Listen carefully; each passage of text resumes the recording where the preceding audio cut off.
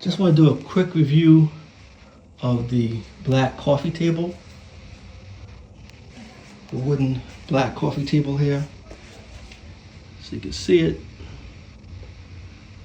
There's two levels to it. It's got a underneath. It's got a bottom.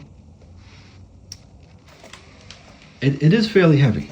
I mean, because this thing is wood, so it does have some weight to it.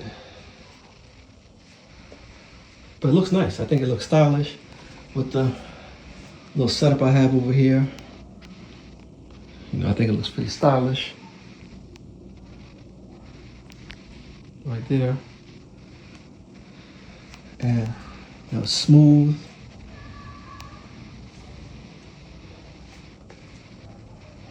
Yeah. Gotta watch those edges though. I just some dust on top of it. Gotta watch those edges, because I have bumped myself a few times on the edges. So if you have kids in your house, you gotta watch these little edges over here.